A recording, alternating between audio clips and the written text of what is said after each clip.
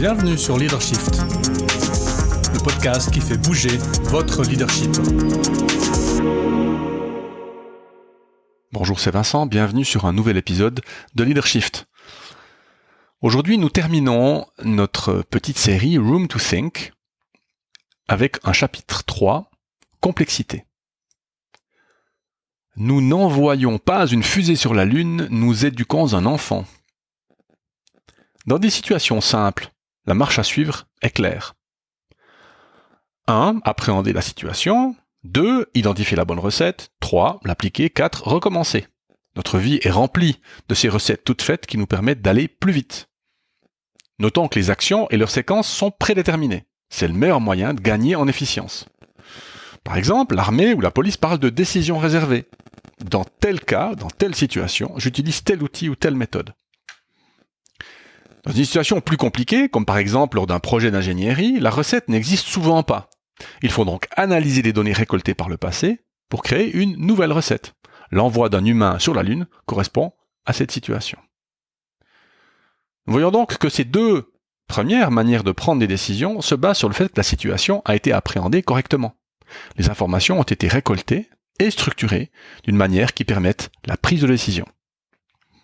Ce que nous remarquons, et pour certaines personnes avec surprise, c'est que la prise de décision dans notre monde postmoderne ne correspond à aucun de ces schémas. Et la raison en est simple. La récolte d'informations est nécessairement incomplète, puisque les données sont ambiguës, voire contradictoires. Le masque protège-t-il ou pas? La distance sociale est une mesure efficace ou pas? Nos outils habituels sont dépassés, trop lents. Le processus politique, surtout en Suisse, demande de longues tractations pour arriver à un consensus. Le processus scientifique demande des années de réflexion, de tests, d'expériences, avant d'arriver à des conclusions définitives. Que nous reste-t-il? La situation est complexe. Comme éduquer un enfant. Rien n'est prédéterminé, rien n'est sûr. Nous avons quitté le monde rassurant des certitudes pour émigrer dans le monde plus inquiétant des probabilités. Le port du masque et la distanciation sociale diminuent la probabilité d'infection, mais n'immunisent personne. Dans ces situations complexes, les recettes ne fonctionnent pas. L'autoritarisme rassure, mais n'apporte rien. Le bon sens fait du bien, mais nous trompe. Nos réflexes sont inutiles. Comme attesté par les personnes interviewées, une solution se trouve dans l'action. Plutôt qu'analyser et chercher la certitude, agir par petites touches et voir comment le système réagit. Mettre en place un confinement progressif, par exemple, et sentir la réaction de la population et du virus, est un exemple de ce genre de décision. Décider pour les 3 prochains jours et voir ensuite comment s'adapter, est un autre exemple. Communiquer que nous ne savons pas et rester actif dans la communication authentique est aussi une manière d'appliquer ce principe. Mais quid du long terme alors? C'est là la puissance de la vision partagée, tant au niveau familial qu'organisationnel ou national. C'est là l'utilité d'un dessein ou d'un purpose ou d'un zweck, épousé par toutes et tous. Dans la brume des situations complexes, la vision et le dessein nous donnent une direction à suivre qui informe notre prise de décision et permet l'action dans l'incertitude. Revenons à Leonard Cohen. Forget your perfect offering. There's a crack in everything. That's how the light gets in. C'est la fin de ce chapitre 3 qui m'amène à un commentaire. En relisant ce texte, je m'aperçois que Forget your perfect offering, moi me parle, j'aimerais vivre une vie parfaite. Et peut-être que ce désir de vivre une vie parfaite m'empêche de voir les fissures tout autour de moi. Mais ces fissures sont des opportunités. That's how the light gets in. C'est comme ça que je vois la lumière.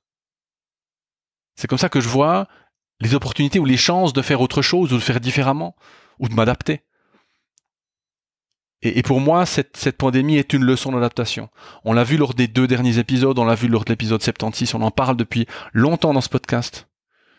Et pour moi, une des clés que je découvre en faisant ce travail, ce chemin avec vous, c'est cette certitude que, quelque part, ce n'est pas grave.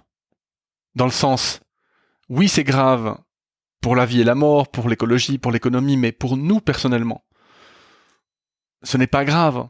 On revient aussi à l'épisode avec notre moine bouddhiste. Why worry? J'ai un problème? Non, why worry? J'ai un problème, oui, je peux rien y faire. Why worry? Je peux faire quelque chose, fais-le. Why worry? Donc, c'est vraiment un exercice d'adaptation et de prise de recul par rapport aux situations. Et ça amène une paix, une sérénité. Ça ne change évidemment rien à la situation. Mais ce qui est intéressant, c'est que cette sérénité nous amène plus de clarté, nous amène plus finalement, de capacité de raisonnement que si je suis inquiet et je suis angoissé. Cette émotion d'angoisse et d'inquiétude m'empêche de réfléchir, m'empêche de me connecter aux gens. Je me recroqueville sur moi-même, je me fane. Alors que quelque part, le fait d'accepter la situation et de me dire « mais je trouverai de toute façon une solution, ça va aller », me permet d'être plus calme, d'avoir plus de ressources à disposition et finalement d'aller mieux, bizarrement. Voilà. C'est sur ce message que j'espère, je ne vais pas dire un message d'espoir, c'est pompeux, mais d'une manière de voir les choses différentes, c'est sur ce message que nous terminons cette série Room to Think. Nous commençons le début de la fin de l'année, ce qui est une phrase bizarre, mais nous sommes au mois de décembre. Et donc, je pense que finalement, c'est approprié de faire ce genre peut-être de bilan de cette année qui était vraiment, vraiment particulière. C'est la fin de cet épisode. Je vous dis à bientôt au prochain épisode. Ciao.